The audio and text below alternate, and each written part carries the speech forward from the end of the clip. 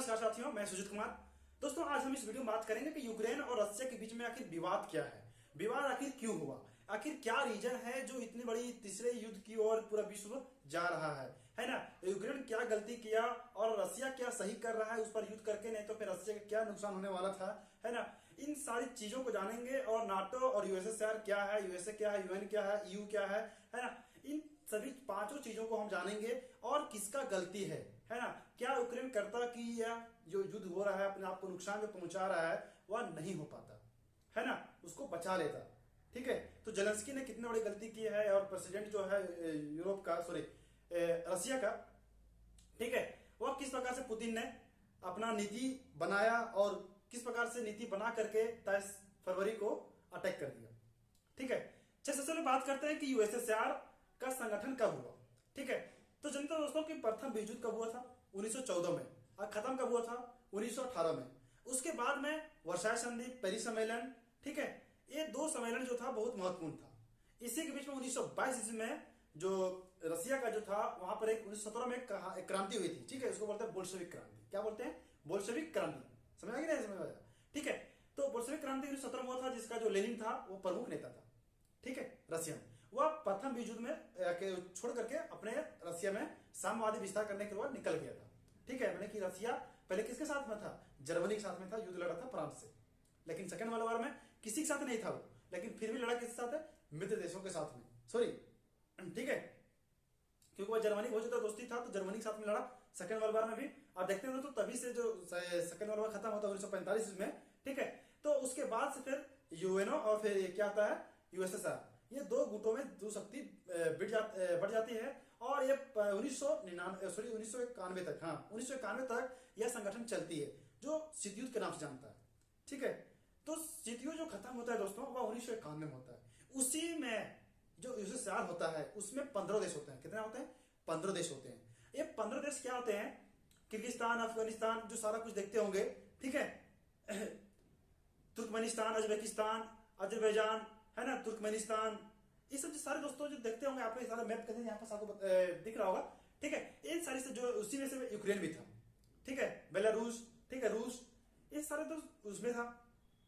अब यूक्रेन ने दोस्तों गलती क्या किया, यहां पर बात समझिएगा।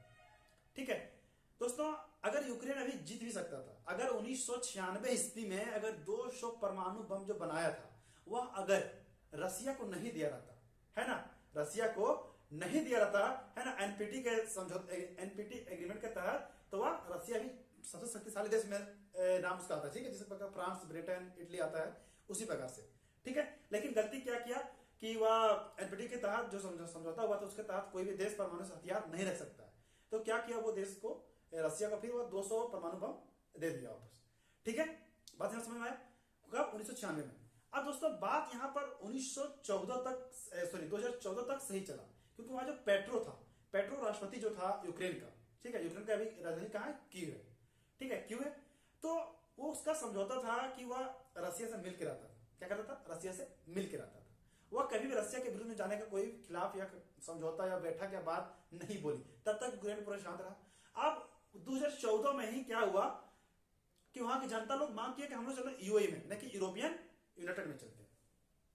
ठीक है, तो यूरोपियन यूनाइटेड में जाने की मांग कर दी। तो पेट्रो जो था रूस का समर्थक था, उसका मान्यता था, रूस को कभी गलत से देख नहीं सकता था, गलत बोल नहीं सकता था, तो गलत कर भी नहीं सकता था। तो जनता रूस को समर्थन जो वोट था उसको नहीं मिला, तो फिर वह कहां शरण ले लिया? रसिया में जाकर के। तो वहीं पर एक जेलेंस्की नामक एक व्यक्ति होते हैं जो खुद के एक कॉमेडियन होते हैं, है ना, वह रियल लाइफ में अभी वो क्या थे? पहले कॉमेडियन ही थे, हीरो ही थे, नायक थे। ठीक है, एक तरफ मैंने कि नायक और एक तरफ खलनायक। ठीक है, रशियन के जो प्रेसिडेंट है पुतिन, वो क्या है? खलनायक है। मैंने कि खुफिया एजेंसी या कुछ भी, मैंने कि बहुत ज्यादा, मैंने कि क्या है, मानसिक संतुलन इसका बहुत ज्यादा तेज है और आने वाले प्रारंभिक पहला हस्तक्षेप करने का दमखम रखता है। ठीक है, अटैक करने का। तो एक तरफ महानायक, एक तरफ नायक, तो कौन जीतेगा? महानायक नहीं जीतेगा।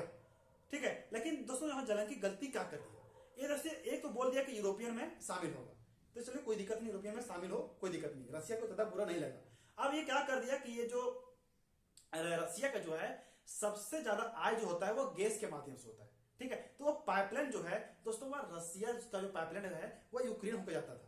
अब यूक्रेन को जाता था तो यूक्रेन क्या कर दिया? 2017 में, 2016 में कि 30 बिलियन डॉलर लगेगा चार्ज, मैंने बढ़ा दिया। तो रसिया बोले ठीक है। अब क्या कहते हैं 17 दोस्तों, यहाँ पर यूक्रेन ने गलती क्या कर दिया कि यूएई में शामिल हो गया, है ना, यूरोपियन यूनियन में। उसके बाद दोस्तों क्या हुआ कि वह 30 बिलियन डॉलर भी लगा दिया। अब बोलता है कि रसिया साथ को समझौता नहीं रखेगा। अब बोलता है कि अब नाटो में सम्मिलित होंगे, है ना, अब नाटो में सम्मिलित होंगे। चढ़ा रसिया गुस्सा, 5 साल लगातार बने क्या किया, बनाया, संगठन बनाया अंदर अंदर से। 2014 में जब हुआ था काम, है ना, इसी तरह बात बोला था दोस्तों कि हम यूएई में शामिल होंगे। इसको बातों को सुनकर के क्रीमिया को अपने हड़प लिया। अभी क्रीमिया किसके अंदर है, रसिया के अंदर है। अभी डोनेट्स्क और लुहांस्क, ये दोनों क्षेत्रों को 2022 में यानी कि 21 फरवरी को क्या कर दिया, एक स्वतंत्र देश मैंने कि घोषित कर दिया। कौन, रसिया कर दिया। ठीक है, ये भाई समझ में आता है। अब दोस्तों गलती यहां पर यह कर दिया, यही बात लेकर के पूरा रसिया जो है विवादास्पद हो गया है यूक्रेन और रसिया में, कि यूक्रेन का जो है वह नाटो में सम्मिलित होना चाहता है। नाटो दोस्तों क्या है, मुख्य रूप से अमेरिका है, जो सेकेंड वर्ल्ड वॉर में सेकेंड वर्ल्ड वॉर के बाद अमेरिका और रसिया में टूट गया था, यूएसए और यूएसएसआर में। ठीक है, तो हमेशा दोस्तों दुश्मनी है यूएसए का किस, यूएसएसआर से।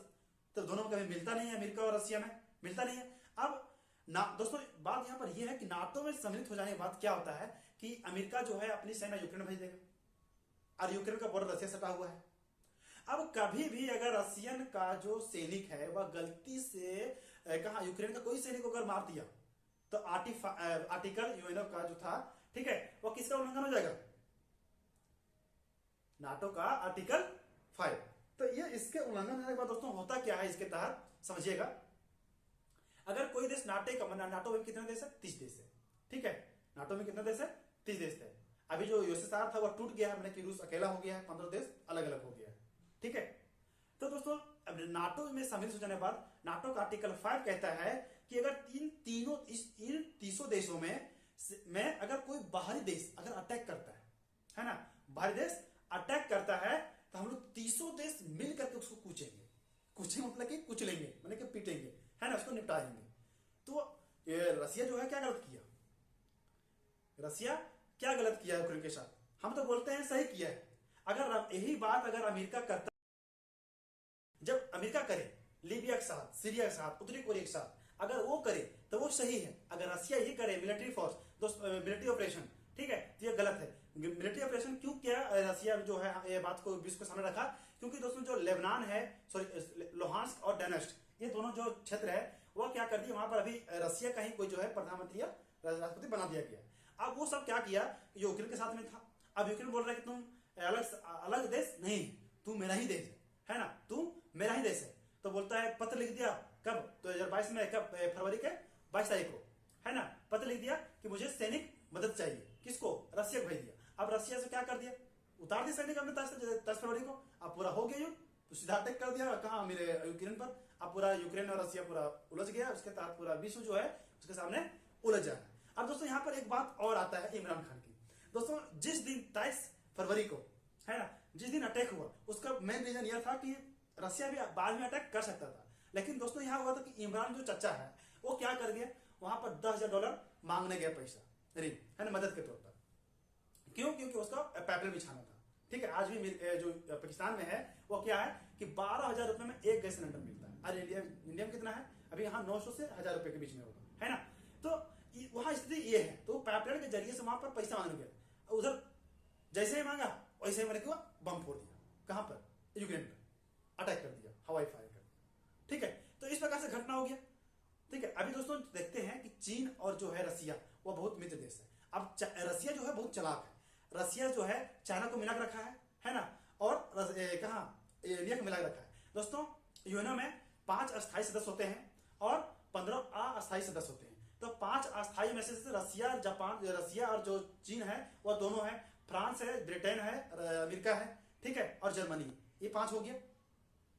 अब ये 5 हो गए दोस्तों, ठीक है, तो ये 5 हो गया। तो क्या होता है यहाँ पर कि मैंने 5 में से अगर कोई देश अगर एक ना बोल दे तो कोई युद्ध नहीं होगा, अगर हाँ बोल दे तो युद्ध नहीं होगा, मतलब कि 5 का सहमति चाहिए। ठीक है, 5 सहमति चाहिए। ठीक है, तो दोस्तों 5 में से 2 देश तो चाइना और रसिया जो तो अपने आप है, इधर दोनों साथ में है। तो 3 देश कैसे मिलकर के अमेरिका जो है बोल रहा है इंडिया को क्यों मारना चाह रहा है। अगर इंडिया चाहेगा तो बातों विवशों के साथ में इस युद्ध को खत्म कर सकता है, क्योंकि इंडिया का दोस्ती रशिया साथ जमता है, मैंने कि बहुत पुराना है, 30 सालों से है। ठीक है दोस्तों, अभी अभी अमेरिका जो राष्ट्रपति है जो बाइडेन, वो चिल्ला रहा है कि इंडिया को करना चाहिए, शांत करना चाहिए, समझाना चाहिए। इंडिया क्यों समझाएगा? हमें एक बात समझा दीजिए आप कि इंडिया क्यों समझाएगा? जब 1971 में पाकिस्तान और इंडिया का वार हुआ था तो अमेरिका आया था बचाने के लिए? अमेरिका इस बात को यूएन में रखा था? हटा दिया था। रशिया साथ दिया था इंडिया का। जब 1991 में हुआ था, 1999 हुआ था, ठीक है, ये सब जब कांड हुआ था, जब युद्ध हुआ था पाकिस्तान के साथ में, तो कौन साथ दिया था हम लोग को? रशिया दिया था, अमेरिका नहीं आया था। अमेरिका सिर्फ बोल रहा था, है ना। जो हमारा ये जम्मू कश्मीर का समझौता है, आज तक समझ पाया यूएनओ में? सुलझा नहीं पाया। तो ये सब जो यूएनओ है, यूएसएस है ना, यूएसए है, या सिर्फ नाम का है, नाटो है, ये सब कुछ नहीं है। ऐसा खाली फूकता है। फूकने में बड़ा बड़ा मैंने कि पत्रों के माध्यम से हम लोग शांति दूत फैलाना चाहते हैं, शांति देश बनाना चाहते हैं, शांति पूरा विश्व को फैलाना चाहते हैं। शांति शांति सिर्फ पेपरों में रहता है और बाकी रियलिटी में नहीं होता है। अभी नाटो के चक्कर में अगर यूक्रेन पिछा है ना, है ना, बोलते हैं ना अचानक साथ में कंकड़ पिछा जाना, उसी तरह से यूक्रेन की गलती क्या है? यूक्रेन सिर्फ बोला था ना, हुआ तो नहीं था। अब नाटो क्या कहा था? तुम शामिल हो जाओ, है ना, तुम शामिल हो जाओ तो रशिया से हम बचाएंगे। अब रशिया क्या कर रहा है? रशिया युद्ध कर रहा है, कहाँ आ रहा बचाने के लिए? वैसे नाटो आ रहा बचाने के लिए? नहीं आ रहा, सब पिछड़ गया। दोस्तों एक बात यहाँ पर क्लियर हो जाता है कि जब तक अपने पैरों पर मजबूत ना हो, चलने की हिम्मत ना रखते हो, तो दूसरी की बातों में आकर के युद्ध करने की कोशिश ना करें। अपने खुद का नुकसान होता है, नुकसान हो रहा है ना। जेलेंस्की को पता है कि हम लोग युद्ध हारेंगे, है ना, युद्ध का निर्णय क्या होगा उसको भी पता है, लेकिन लड़ रहा है। हाँ, लेकिन एक बात ये ध्यान देना होगा कि वहां की जनता ने जिस प्रकार से राष्ट्रपति गलत किया है, उसका भी समर्थन किया, दमखम रखा है, लड़ रहा है। हर एक पब्लिक वहां जो जैसा हो, कोई टैंक चला रहा है, कोई बंदूक चला रहा है, कोई गन चला रहा है, कोई बम विस्फोट कर रहा है ना, फ्रेंड चला रहा है, तो सारा कुछ क्या कर रहा है? अपने देश के लिए जी रहा है, सब देश के लिए लड़ रहा है सब। उसको दाव देना पड़ेगा, उसकी हिम्मत को, है ना, यूक्रेन के लोगों को। उससे सीखना चाहिए हम लोगों को कि राष्ट्रभक्ति क्या होती है ना। अफगानी जैसे जो था, जो अफगानिस्तान में हुआ, है ना, वो गाजी जो था वो भाग नहीं गया जी, गाजी भाग गया था ना, उन्हें भागा, जेलेंस्की वहीं रहा, डटा रहा, दिखा रहा पर दुनिया को कि कमजोर देश भी यूएसए मैंने कि रशिया जैसे देश पे मैंने कि लोहा ले सकता है, उससे लड़ सकता है। आज 10 दिन होने वाला है, फिर भी आज देश उससे लड़ रहा है। इसका रिजल्ट क्या होगा ये पूरा देश को पता है, लेकिन यूक्रेन क्यों उसको समझने देर कर रहा है कि भाई नहीं जीत सकते हैं। रशिया बहुत शक्तिशाली देश है, उसके साथ उसके पास इतना भयंकर भयंकर युद्धपोत है, हथियार है, जिससे यूक्रेन का कोई ताबड़तोड़ जगह नहीं है ना, वो जवाब नहीं दे सकता है। बहुत ही आधुनिकीकरण उसके पास रशिया साथ, परमाणु बम भी है। तो यूक्रेन ये समझने में गलती कर दे रहा है, तो रशिया को जल्दी करना चाहिए और ये मामला को निपटा दे, वही ठीक है। तो पूरा विश्व इसके पीछे पागल हो रहा है, दीवाना हो रहा है, न जाने कब तीसरा युद्ध का ऐलान बच जाए, कौन देश इसके साथ में आ जाए। पूरा विश्व में फैला हुआ कि इंडिया किसके साथ है, इंडिया के साथ है। भाई अभी इंडिया किसी के साथ नहीं है। जब 1939 में जब युद्ध हुआ था तो अमेरिका सेकंड वर्ल्ड जो शुरुआत हुआ था, अमेरिका बोला तटस्थ रहेंगे, न्यूट्रल रहेंगे। तो आज इंडिया बोल रहा है न्यूट्रल रहेंगे, न रशिया साथ है न यूक्रेन साथ है। तो अमेरिका कुछ नहीं बोल सकता है, हाँ भाई सही है, तुम किसी साथ भी नहीं रह सकता है। रह सकता क्या? इंडिया कभी दिया रशिया के साथ कुछ हथियार दिया? नहीं दिया, नहीं यूक्रेन को दिया। तो इंडिया क्या अभी न्यूट्रल है। उसी प्रकार से अमेरिका का जवाब खत्म हो गया है, अमेरिका कुछ नहीं कर सकता है, अमेरिका ना कुछ कर पा रहा है। ठीक है, तो दोस्तों यहां तक आपको समझ में आ गया होगा कि यूएसएसआर क्या है, यूएसए क्या है, नाटो क्या है ना, नॉर्थ अटलांटिक और टेरिटरी ऑर्गेनाइजेशन जो था नाटो, वो क्या है, किस प्रकार से काम करता है, उसका आर्टिकल 7 क्या कहता है, आर्टिकल 5 क्या कहता है ना, यूएनओ का, नाटो का। तो ये सारी चीजों का हम अपने बता दिया कि किस प्रकार से कोई सहायता मांगता कोई देश, उसको अपने की वह छूट है कि वह किसी देश पर अत्याचार नहीं कर सकता है। अगर कोई सैन्य मदद मांगता है तो उसको करना चाहिए, यह आर्टिकल 7 में कहा गया है ना यूएनओ का। तो रशिया क्या कर रहा है? रशिया सही कर रहा है, रशिया गलत नहीं कर रहा है।